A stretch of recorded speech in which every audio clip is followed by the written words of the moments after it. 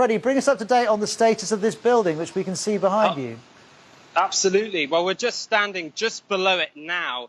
We were driving in as we were coming here to do this little interview from the west of the city, and you can see a significant tilt from the top. It is believed that the top 4 stories have collapsed.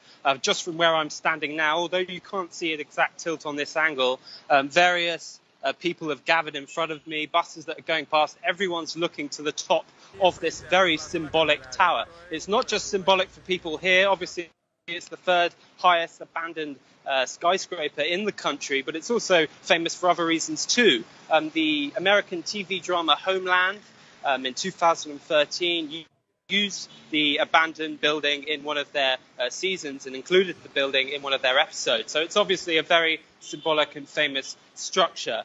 We came down here last night. Huge emergency crews were out in force. Lots of families from the area around the structure had vacated from their buildings. They've been told to evacuate. And at the moment, streets close by the tower have been cordoned off. Freddie, how many people would have been living there when the earthquake happened? So actually, at the moment, it's been left totally abandoned. In 2014, the government made a deal. They kicked out, at its peak, there are around 5,000 squatters in the building. But in 2014, the government cleared them out. They were supposed to do some sort of cultural building, sort of cultural activities inside. They were supposed to sell it to investors. Obviously, that hasn't happened. So the structure, year in, year out from then, just sits abandoned. Let's bring Freddie back in from Caracas. Freddie, are you aware of the exodus? Can you tell in the city that there is constant evidence of people opting to leave? Well, the thing is here in Caracas, I mean, what's particularly apparent is the fact that, I mean, this is a major big city. This is, at its height, a population of around 8 million. I mean, the most significant thing that we can notice here is just the sheer kind of sadness of the city. This was a booming place.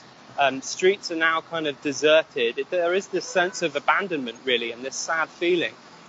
Just on the note of migration, it's becoming harder and harder for Venezuelans here to gain passports. It's a very complicated and difficult process, which means that more and more Venezuelans are taking even bigger risks in going out of the country in illegal trotskas, what they call them, which is illegal smuggling routes outside into Colombia, and they're often being put into the hands of some fairly unsavory characters.